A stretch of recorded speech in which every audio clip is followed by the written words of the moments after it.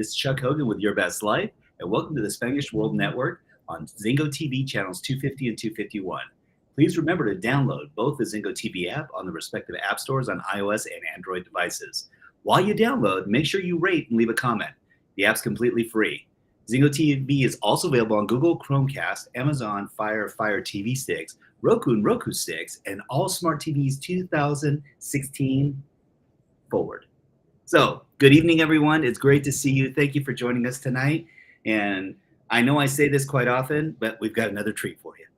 And she is an amazing coach, a strategist. Coach Ambereen is someone that has taken life in stride as the mother of three amazing children and an entrepreneur. She is one of those folks that is looking at life from the synergistic standpoint of how family is integrated together and how we actually elevate in our we can live the most extraordinary life possible. And I'm so blessed to have you on this evening. And thank you for taking the time out of your busy schedule to join us tonight. I've been very excited after reading your bio. I was like, okay, this is good stuff, and we're going to be able to go deep tonight. I love it. So thank you for being here. Well, I want to say I'm in the uttermost gratitude for you having me here. And yeah, I'm really looking forward to how all of this unfolds. Me too. It's, Eduardo and I used to, when we first started this show, we'd be like, oh, let's have questions and let's put it out to people and we'll pre-frame and everyone, it's going to be perfect. It's like, let's show up and let's go deep. And what we have found is that for the everyday person who's listening to this, episode tonight, if it's live or recorded, what's beautiful is being able to find distinctions that actually allow you to live your best life. And there was something that came up tonight, which is living a life. And I'd love to know from you, Ambereen, what does that mean to you? Like when we say living deliberately or living life by design, what can we help give an insight to those viewers out there that will maybe just like give them an aha moment, a little light bulb? Yeah. So when you say, those words, when I say live a life by design, you only get one. It's being intentional about your life. Beautiful. Knowing when you need a break and communicating that to your family or to your loved ones and saying, you know what, I really can't come for dinner, even like committed, because I'm just exhausted. Like just something overtook it. I don't want to come there, mess up everybody's move, mess up the whole energy. I just know I need to take a beat, and that's what I'm going to do. Or sometimes like spontaneity is being such a fuel when it comes to having fun and doing whatever you want. So being spontaneous, but of course maintaining the fact that you have integrity with who you are. I think that's key. For me, when you're leading a life by design, it's just intention stacking. I know we hear often about like habit stacking, add this habit to this, and you're gonna, they keep rising up. But when you are intentionally showing up for every single thing, you actually start to plan a beautiful life, and you have so many moments and memories that you can take back with you. Now that's beautiful. The power of presence is sometimes a very overseen, or it's kind of like an afterthought. They go, oh yeah, I showed up. And I was like, but you weren't here. You're physically here, but emotionally, spiritually, energetically, it just seemed like there was some distance between that heart space and the head space. And then as far as energy was concerned, it was like, okay, yeah. It's kind of like when you see someone and they're on their phone, when all the freaking time. And so it's like, okay, if they even have their phone in their hand, are they present? And so oftentimes I'll ask, well, you know what? It's so lovely to have you here. Would you mind putting your electronic devices down, face down, and away from you? Just for the period of time that we're blessed to be with one another. And they go, oh, yeah. Is it a problem? I go, no. In fact, I said, it's actually a blessing. We're just going to go ahead and give you a break from that energetic interaction. And so we can actually be deliberate. Yeah. And it's beautiful that you said that, because there was, of course, Simon Sinek, like who doesn't know him? He is like a leader when it comes to leadership development, corporate culture, and knowing and understanding our actions actually produce reactions. And Sure. so he was at this conference just talking and kind of giving a, his pitch about how to become better as leaders. And he's like, hey, anybody got a phone? Anybody? And so he's like, can I borrow your phone? Like literally, it's a random stranger. He takes their phone. Now he starts continuing to talk. And he says, how important do you feel? If I have my phone and I'm talking to you and I'm fully present, but now with my hand, the phone is moving along, that shows you that you're not the most important thing. Yes. And the same is true for the work that I do, because I am fully charged when it comes to families, right? That is where I feel home. That is where I feel like purpose meets passion. And Yes. oftentimes it's that simple thing of, okay, well, I mean, I spend time with my kid. We have dinner together. And just Right. last week, I had, a new client I was talking to. She's like, well, that's what we can't do. We can't put the phone down during dinner. We have it Mm. together every day. And then so we're kind of going back to, well, are you really then even present for dinner? Might as well take your plates in your rooms and just call it dinner. Yeah. There used to be an age-old saying that the family that eats together, lives together, thrives together. And it's like, oh, okay. And yet we started noticing that in family units, and I'll call it in ecologies of relationships. So if it's personal or professional, that Mhm. the distractions of electronics, and even more so, and this was very interesting, was to see the dynamics that were kind of rallied around, are you living and being your best, or are you just doing Mm. your best? Because there's this ideology that we have a family saying since my children were very young, you can be doing your best but never being your best. When you're Mm. being your best, you'll always do your best, whatever that is in the moment, because there's no such thing as perfection. Yeah. So we get to live in that space. I love what you said though, and I love Simon Sinek's work. It's the infinite mindset, by comparison to living in a finite ideology, Mhm. changes the entire perspective. And but for so many families too, and I live through this, Ambereen, so I can say this with some conviction, that I remember when I developed this saying that my family and I deserve the best of me and not what's left of me. Oh. Because I would burn heaven and earth to move and make everything happen for a client. I would do, no stone unturned, no bush left unburnt. It was scorched earth. I'm gonna make it happen. And Mm. I get home exhausted.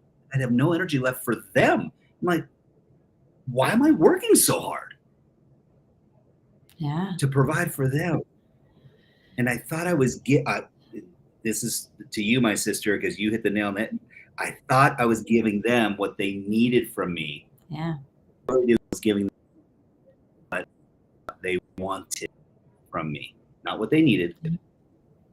So, how do you help people define getting that clarity within Mhm. themselves where they don't go into self victimization but I'm working so hard, and oh, you don't know what I put in for a day, and then but Mhm. you have all these asks.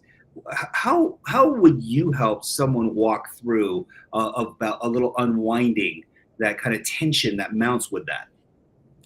So it's one of the simplest questions that I ask you. What's the most important thing in your life? Beautiful. And if somebody has a family, that comes up or health comes up, Yes. right? And so people will, and I said, well, if the most important thing for you is your family, are you really showing them that they're the most important?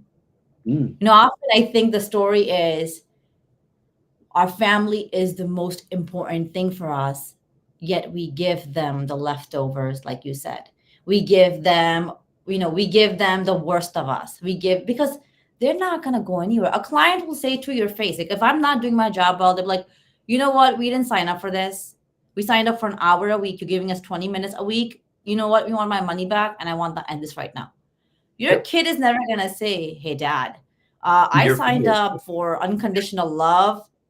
I need my refund. I'm going back to God, right? Like that's not going to happen. Send me home. So It's like this. You bring up and a it is great those point. simple Well, and there's an right. identity that goes with it, right? because there's the other side to this, which is, and I'm sure you've never experienced this with your own children, because as a neurostrategist, I'm sitting down and going, my kids ask questions when? All the time. Hey, Dad, can I ask you for your opinion, your advice? Absolutely. I will say, Yes. and give it to them straight. And they're like, thanks. That helped. A couple weeks later, they'll have a conversation with someone of your caliber or an associate or a friend or, one of their honorary aunts or uncles. And they're like going, oh, Felix is like the best. Oh my gosh. He put things where I get it. And I go, well, great. Tell me what you talked about. And I'm like, okay. I'm like, did we just not have this conversation a couple days ago? And the truth is, I've had to learn to park my ego as a parent and say and I don't mean to sound contrite when I say this, because I don't mean this. It matters where the information comes from. It's not like I don't care where it comes from. I do, because I know when it's coming from a loving, kind, centered, present soul that loves my family. And I go, that's qualified information. I would trust them with any of my family members. Thank goodness they got the lesson. Thank goodness. And it's like going, but there's also that part of me that goes, I said the same thing. And yet, that's just my own pity party. And I go, so we kind of have to let that go too, right? There's some freedom in that. One of the most important things that we have to remember is when I have a lot of different programs that I run. But right here, we're talking about when I'm taking a family through a journey of about 3 months minimum. One of the most important things that I work with them on is it's not about you. I will say it to your face. The dad will be like, I'm working 12 hours a day to provide for these kids. They don't appreciate that. No gratitude. And you're just like, all right, bro, back it up. Like literally, you need you to back it up. It's not about you. It's when you are in a family, it cannot be taken personally. And so what we really start to do is not only do we identify and define, like, is the family the most important thing? Well, how are you showing it? So we sit down together and it's fun because I do breakout groups, but like the family, and I'm like, okay, you two like brainstorm of some values that you think are important for your family. And then the other people are doing, and it's like this beautiful collaboration comes from it. And then they all come back and then we do like a brain dump and they're like, and then you start to see that, oh, wow, they're already living into two of these, all of them. But I'm not one to say anything. I'm like, okay, well, I want you to choose the top 5. And these are the foundations of who you are as a family. Wonderful. And any given moment in time, when a kid is like, hey, Dad, like, yeah, you told me that one time and I didn't really get it from you. I got it from Uncle Frank. Because Uncle Frank didn't really take it personally because your eyebrow lifted up when I told you that. And so I didn't feel like a safe space, or I felt like I already had my defenses up, so I don't want to listen to you. And so you really zoom in to figure out, how do you have this conversation in a respectful way? They're just filled with courage, because for even a father to correct a daughter, right, who is so emotional many times, and for a man, he's like, dude, come on, girl, like, all I said is no, you can't go to the movies tomorrow. Like, that's all I said. And your daughter is like, well, I'm not used to listening to no. So what's happening with Dad? Like, something's off. And then you actually have to be like, hey, sweetheart, like, I don't think that this movie is the right movie for us to watch together. Or I actually have 2 meetings that have been pre-booked. And you start to actually take yourself away from the situation and make it more about your family. And when you do that, you learn to accept them as they are. Yes. And that's when the breakthroughs happened, because your kiddo is not the one that you gave birth to, if you're a woman, or for a man, the one that you brought home, that kid has left the building like after 2 months of being that kid. And so this beautiful journey of evolution that we as adults want, we want growth, we want to expand our career path, we want to take new risks, we want to have new experiences. Yet we believe and somehow think that our kids are not on that same page when they're like, I'm writing my own book.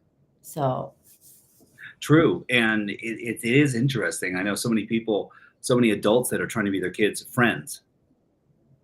Like, oh, they're my best pal, they're my buddy, they're my chum. And I go, well, I'm close with my children. We have a very loving relationship. And My privilege is to be their father, not their Mm. buddy.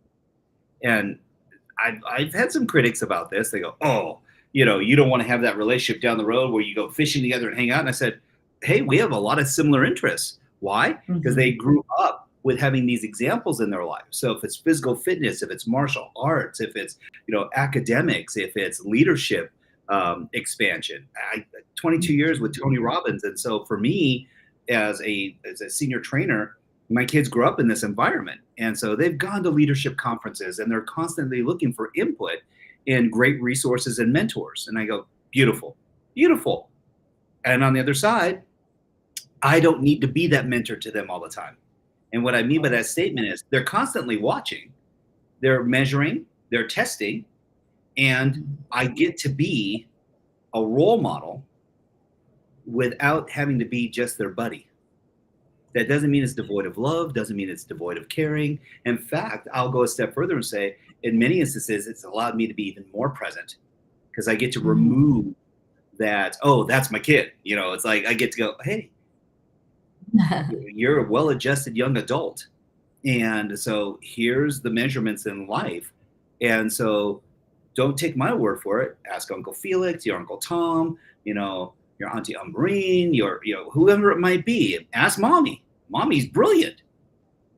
And it's true. And so they look and they go, contrast is key as well. Because I started noticing that something too in Ambereen. I'd love to get your insight on this. As Tony and actually Zig Ziglar and Franklin Covey and many of other people over the years started to say is that you are the company you keep. So the top 5 people you spend the most time with, you can start to really see those personalities and who they become. And one of the things that became very important, and we started changing this language pattern probably about, oh gosh, I'm going to say 20 years ago with the kids. My oldest is 23 now. So when he was around 3, we started asking him, what do you love? What do you love to do? Who do you love to be? And what we changed Mhm. from was, who do you like? What do you like to do? And what Mhm. would you like to be? Changing it to what do you love took it out of that cognitive realm and put it into more of that unconscious, where it's motivated by feelings and connection and that emotional center. Mhm. How do you find for yourself and for those that you're helping walk through these processes that you're able to take them a little deeper? Because I love what you said when you do the round robin and you break them apart and then bring them back and you start to see the modalities where they're actually living their lives, but they just have different ways of defining it. Mhm. And some of the outcomes are very much the same, I would imagine. They are, and you're kind of like at the end you see it like they're like, no, we want this one on the top, like we want this one to make the cut, and like I'm like, okay, well, duke it out, right? Like convince your parents or convince your kids or convince your brother Yep. why this one deserves to be on the top 5. And when I think what starts to happen, especially in families, if you don't ask the right question, because Mm, I think it does go back to what you're saying, being present. And only when we're fully present and engaged can we ask the right questions. yes. Right now, if I have 3 screens running in the background and I've got people walking around, I can try to be present with you, but I'm going to miss most of the story. Sure. Yet in our homes, we do it often. Multitasking. How do you, and in honesty, multitasking is not even a real thing. Like your brain can't do it. It's like, Right. please, like, stop making me miserable. Like, just focus on one thing for 30 minutes. Just please. Um, and that's what it is. It's like often it's like really understanding and making them connect Yep. at a deeper level through the heart. Because our mind is always going to prevent us from doing those things that are difficult or uncomfortable or not the norm. But our heart is so engaged and wants that dump. And when you connect to your family or even your loved ones, or for me, right? Like for me, it was really cute. I was actually talking to my mom, right, like two Saturdays ago, and we're talking, and she's like, yeah, but like that thing that you did, right? Like that wasn't something you did that was right. And I was like, yeah, Ma, it's so bizarre that you say that. Yesterday, I was reflecting on that event. Last year, we had a huge family gathering after I want to say a decade and a half, where the whole family got together and Wow. festivities after the month of Ramadan. There was like 180, 200 people here all together, from like really like 800 people who are like in their 80s, 90s, all the way down to like the little beings that the mamas are holding or daddies are holding. And on that day, I did a lot of things which were very uncomfortable, which were out of the norm for our culture. Mm-hmm. But I literally told her, I just led with my heart. And she goes, you can't do that. We can't do that. I mean, you have to be logical. Like and so I'm like, see, whenever I make the logical moves, things just don't pan out. You know, and thank you. No, thank you, because it's one of those scenarios, and thank you for this line of dialogue. There's so many distinctions to unpack in this. You know, you bring up the point of presence first of all, and I go, that's paramount. Most communication, only 7% is verbal linguistics. The rest of it is actually energy, timbre, pace, inflection, voice, and I would actually say energetic.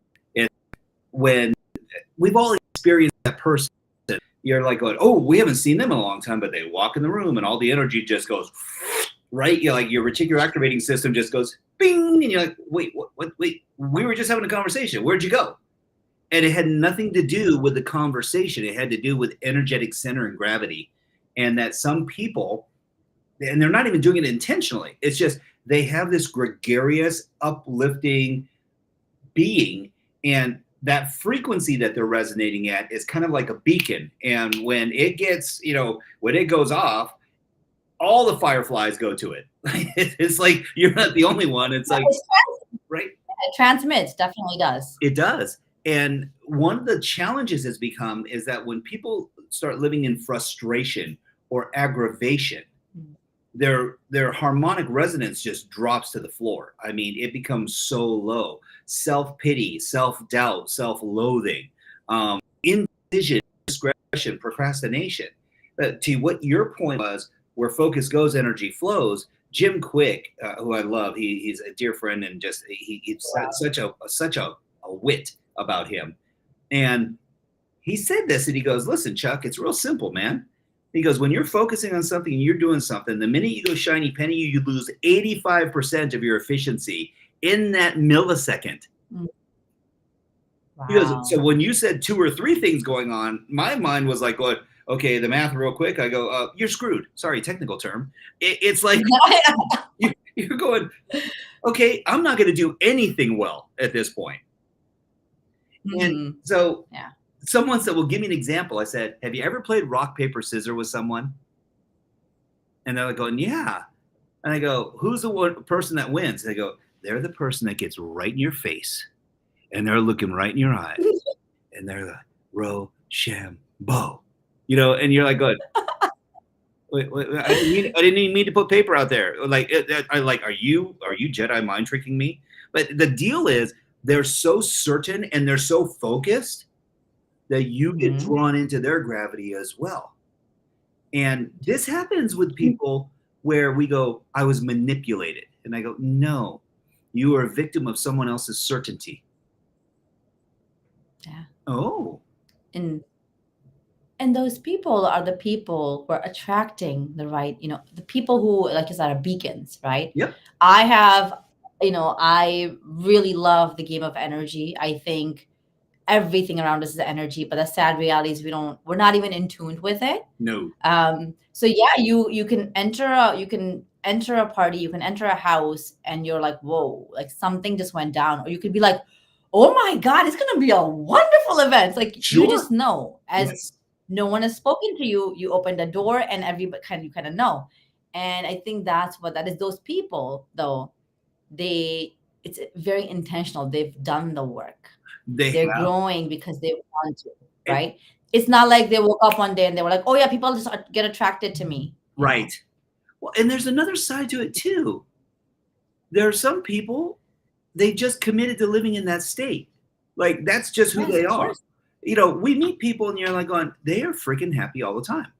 Like, they're smiling, they're having a great time, and they go, I say, that's what I love about this. Like, I love this engagement with you. I feel you. I know who you are, girl. I mean, it's like, and people go, really? Do you think you know me? It's like, oh yeah. Why? Because I can feel it. You can too. And there's a difference when you have synergy with people, and then when you like go, boy, I'm really struggling here to find, like, a lifeline. Like I'm looking for a piece of dental floss that's hanging down. It's like, okay, if I just grab this, okay, I'll be all right. I'll just hold on to this for the entire conversation. There's other people like going, oh, there's floss everywhere. We pick one. We're like, what do you want to talk about? And why? I said, it's real simple. When you care, you share. And there's this ideology that when people get self-serving, I've seen folks that are really good at faking it till they make it. And then I've seen the ones that face it as they make it. And these are the progressions of existence. And I go, then actually they make it till they get to where they believe as they achieve. And they go, ooh, wait, that's a progression. I said, it is. There's only one challenge. If you're constantly living in the fake it mode and then you feel that's your recipe for success, you don't even face it. Because when it starts to get a little uncomfortable, they drop back down to faking it. That's their SOP. And I go, boy, that really is a terrible strategy. It is, because you've now reached a ceiling. You've capped yourself, right? Because you're like, I faked it for 17 years and now I made it. This is it. Like, what do I do from here? How do I start faking it again? But the whole point, like, my coaching company is called Tawakkal Coaching. And the word tawakkal is an Arabic word, which literally means having faith in something greater than. There you go. And so, and that greater than for you could be the universe, God, a greater version of you, your best self, whatever that dialogue is. And I truly believe that people have so much more, and I have faith for them, right? Where I'm like, I can see you 3 months later, someplace that you can't even imagine. Sure. Just show up and do the work. Just commit to yourself that you're gonna, like you said, face it, not fake it, face it. Because in facing it is where there's so much discovery, there's so much growth, and there are perspective changes. And that's where you're like, oh wait, I've done that. Like every single day I've cooked for my family every single day. And I figured out that it's so exhausting. And now I just cook like 4 meals on the weekend. Yep. And I'm like, okay, let's divvy up. And then sometimes in the week, I just feel like cooking. So I cook additional meals. And you're just like, and this woman is now, or this man is now like, oh, I can free up a few hours of my life. Hey, and it's that simple shift where you start to see now a happier mother, a happier wife, a happier sister, because she actually has a time to get on the phone with you versus saying, oh, I got to get home from work, then I got to cook, then I got to clean, then I got kids, and I have bedtime, and the list goes on and on. Yeah. But if you can just say, oh, you know what? Today I come home and I thaw the food or I warm up the food. That's a 10-minute job. I got 50 minutes. I can actually just sit here and like stare at the wall or read a book or pick a hobby. And that's something that is such an underrated engagement. And thank you for bringing that up. Oh, you're brilliant.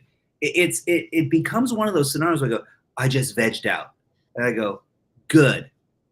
They go, no, I wasn't productive. I just kind of spaced. I go, well, you weren't watching a bunch of like crazy stuff on TikTok, right? You didn't get sucked into that vortex. They go, no. Okay. I said, so what did you do? And they go, well, I actually just decompressed. I said, oh, you experienced freedom? Experienced nothingness?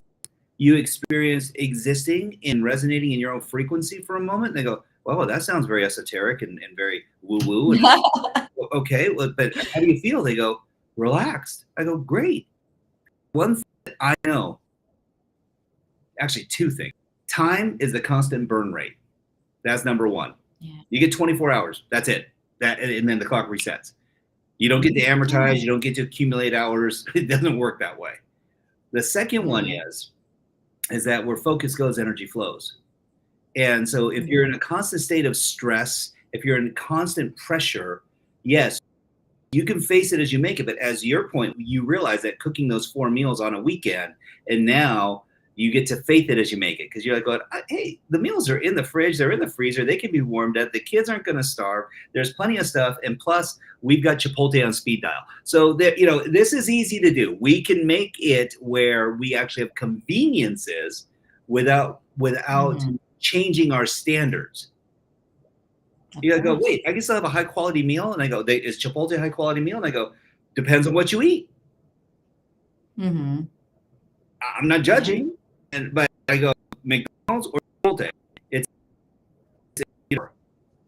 and for you, there's this brilliant distinction that I know that you know, but some of our viewing audience may not have realized this.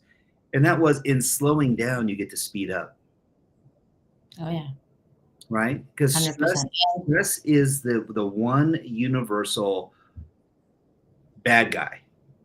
And I'm going to put this very succinctly. It's not the stress that you choose, it's the stress that you relinquish to. And there's a difference.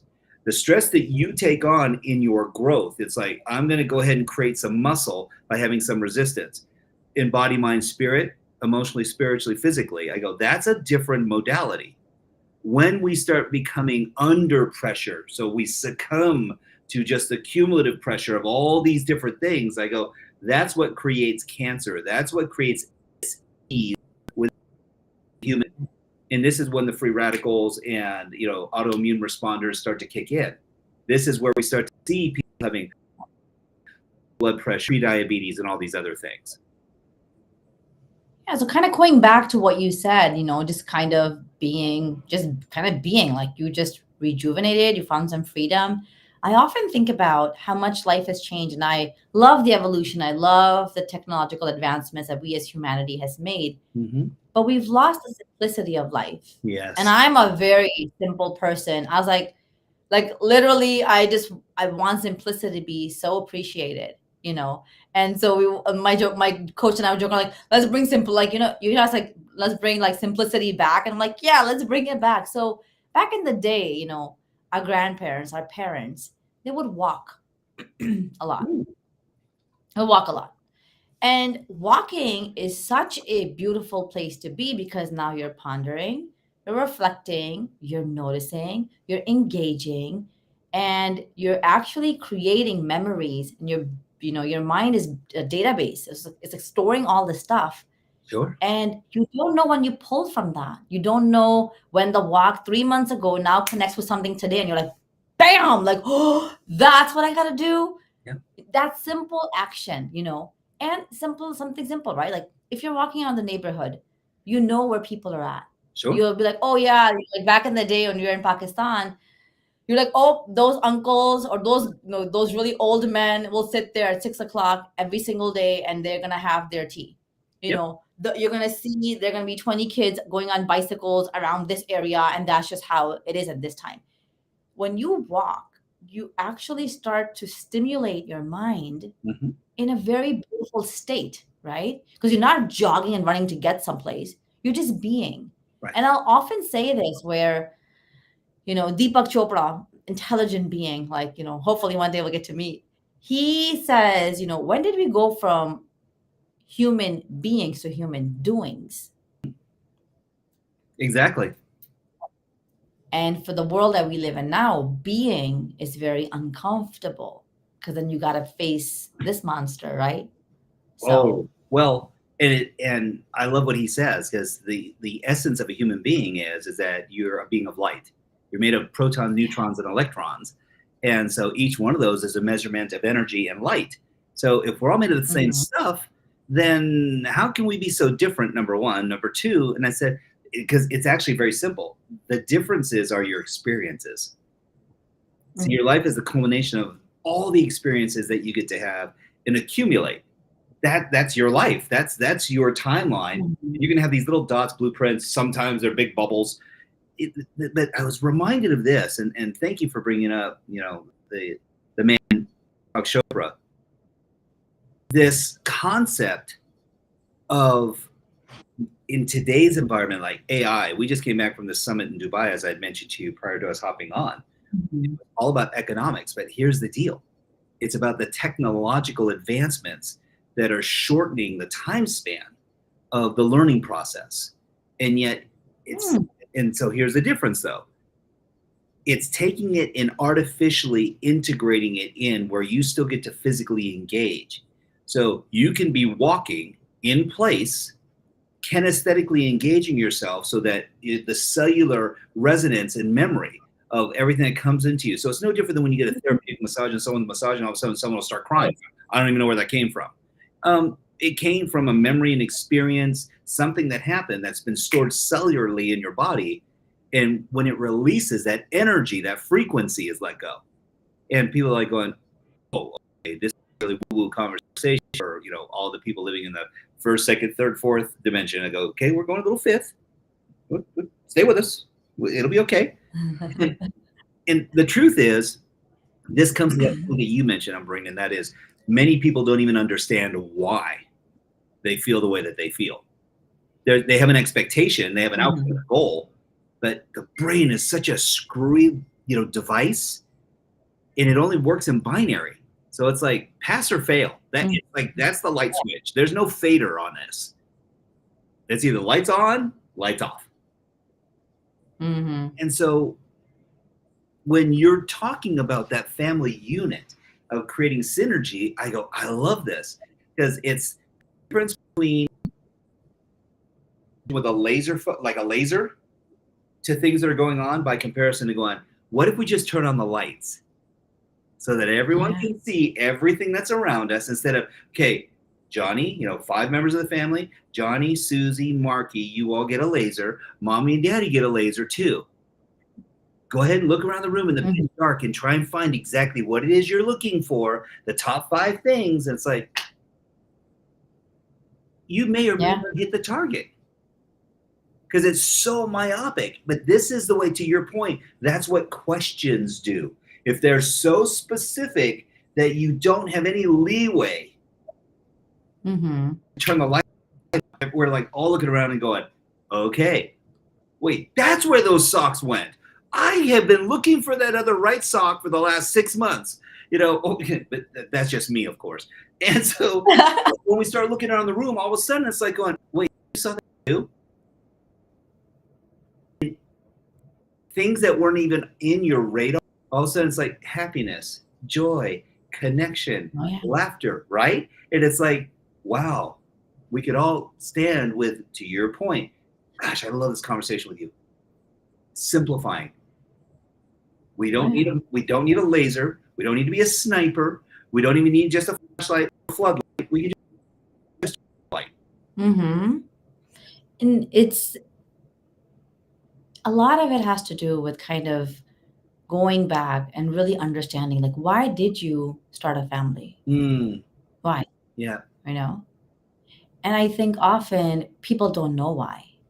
They were like, well, it was kind of the next thing. I mean, I got married or I found somebody, and then the next thing is you just have a kid. And you're like, really? It's what you do, right? And so, exactly. And so I often will kind of be like, okay, well, if you didn't have a plan then maybe now is a good time to define that plan. Love that. Why do you want to continue to invest in your family? What is the future that you see in your family? When you are in your deathbed, how do you want to imagine them showing up? What do you want to leave behind for them? And these simple conversations, even though they seem like they're so upfront, they are such quick ways of getting you to where you need to go, to be like, okay, well, hypothetically speaking, you're now 75 years old. Right.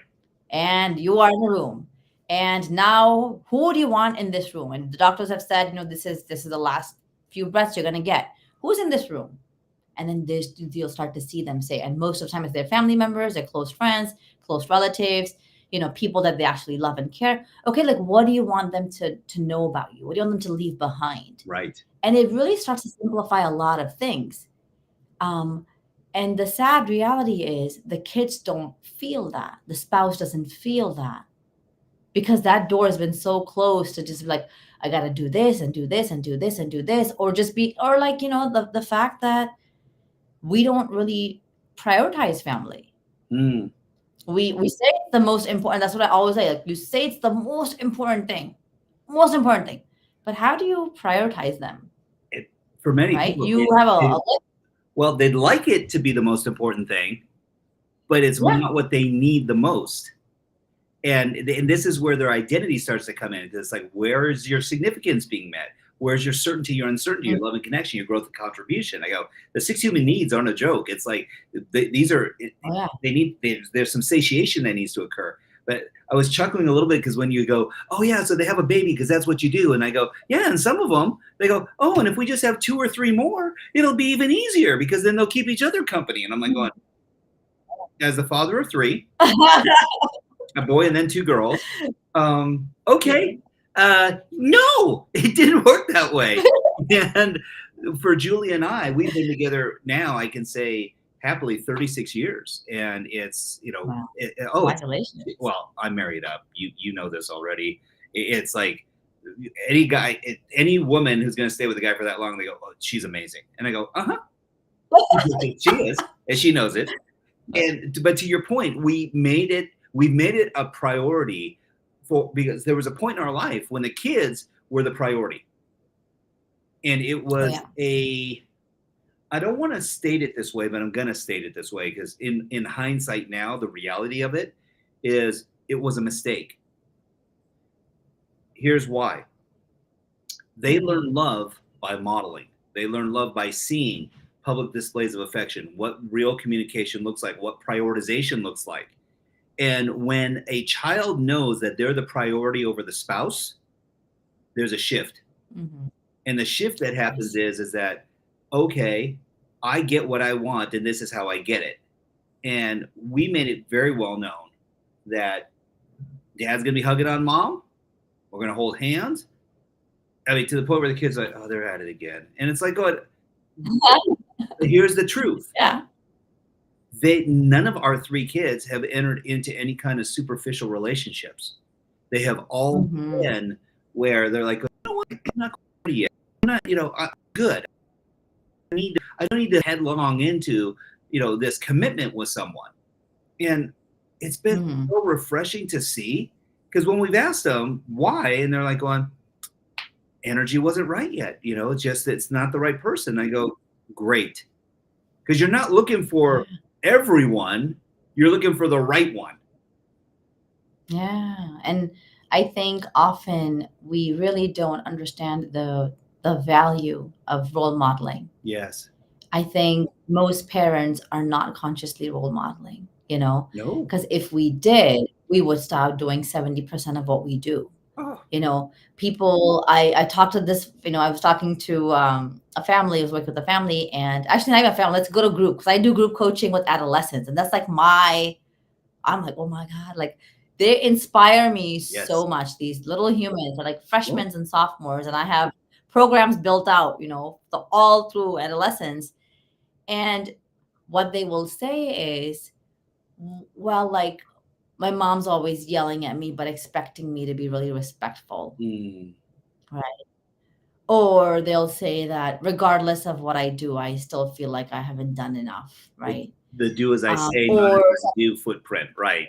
Exactly. And so that's the challenge, is really trying to understand for these children that, honestly, it's not your fault. Right. It's really not. But they think it is because they're like, last time she told me to come home and not get on tech and like eat a snack and then like do my homework, and then I did my homework, and then after I did my homework I got on tech, and now she's yelling at me because it's 5:30 and I'm already on tech because she thinks I didn't do my homework. So he's like, well, did I do something wrong? Like, what could I have done better? And you start to have these children doubt their own abilities. Yes. And the conversation from the parents actually take away any confidence that they have, any sense of self that they have, any aspirations that they have, because the parents in their way is already limiting the child, who I can see as like transforming the world one day. I'm like, oh, if you keep doing what you're doing, like the world is going to reward you in ways you can't imagine. Yes. Yet, parents, we put our kids in a box, and this box may be a little bit bigger than the box that we grew up in, but it's still in the box. Right. I need you to shatter that box and be like, there's no box, right? We want it to be full loosey-goosey, full slime. Like for one day you're really high up, the other day you're down, one day sideways. It doesn't really matter. Total divergent existence. Right? Yeah, I mean, it's like exactly because you bring up. Oh, this is so brilliant. You bring up this point, which is huge, and that is the child is looking for the parent's affirmation. They just want to feel valued, And it's like, Validated, exactly. yeah, validated, acknowledged, appreciated, understood. And Mhm. it's a sad conclusion when I see a lot of young adults who withdraw and run away. And some do it by running off to college, or they go to a boarding school and they go, don't worry, I'll be gone anyway. Or they're like going to spring break and they're taking off. And it's like, okay, what's the difference? Well, it's actually really simple. They have this need to feel connected. And the reason why they're going outside the family unit is that the top 5 people that they're looking for to resonate with, they can't resonate with. So they go to, this is why gangs became so prolific. This is, when you think of that time, latchkey kids, they're just looking for a community. They're looking for a place to belong, common interest. So if it was dancing, art, graffiti, whatever the case might be, or in this case, colors. And it's like going, interesting. And I actually had someone that go, oh, Chuck, come on, that's silly. And I said, go back in history, Yakuza, Tongs. I said, you can go back to religious sects. I said, the Crusades, they had colors, they had insignias, they had, there's insignias and seals, and they wore them like a badge of honor. The same thing, because they were all seeking to be a part of something bigger than themselves. It comes back to like the simplicity of like humans just want to be accepted.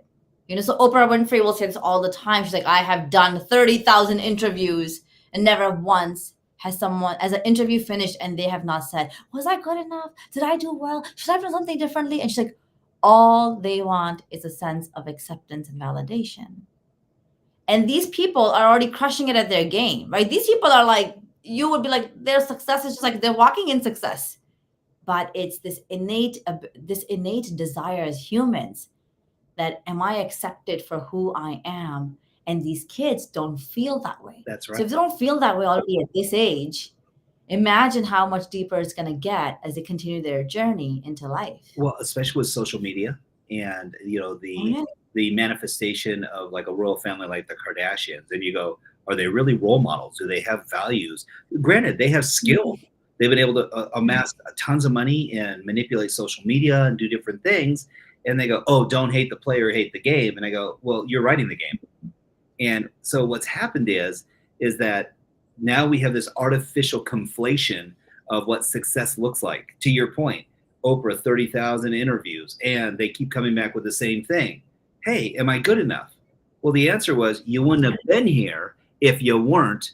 And yet by everyone else's standard of success, because you have the plane, trains, automobiles, the rings, the watches, the house, that you're success. And I go, and you said it best, Ambereen, when someone is on their deathbed, does the Rolex make a difference? Does the Bugatti in the driveway make a difference? Does the Boeing BBJ on the runway no.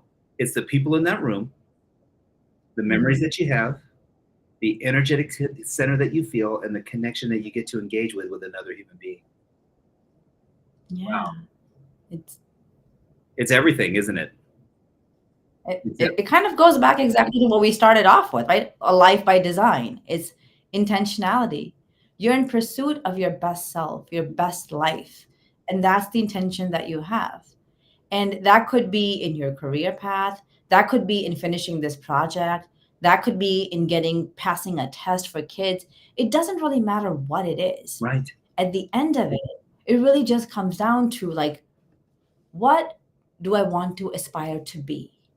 Yeah. How would I know I did this to my best? How could I sleep tonight not having a regret? And you get to choose how you need to feel most often. You do, irrespective of what's going on in the universe. Oh, I could speak to you forever. Like, seriously, this is important. But I know we're wrapping up the show right now. And so I just want to remind everyone to check out Coach Ambereen. She is amazing. We'll make sure that when this posts, we will actually put in how to connect with you. And thank you for your time. Thank you, thank you, thank you. You're a gift. Thank you for having this brilliant conversation. You're a very intelligent man. I love the connects. It was amazing. This is beautiful for all of us. Thank you. I'm going to remind everyone the show can also be heard on the Spanglish Radio Network. Please check out on SpanglishWorld.ca for all the news, all the programming. Spanglish World. Watch it. hear it, read it, download it. All the best.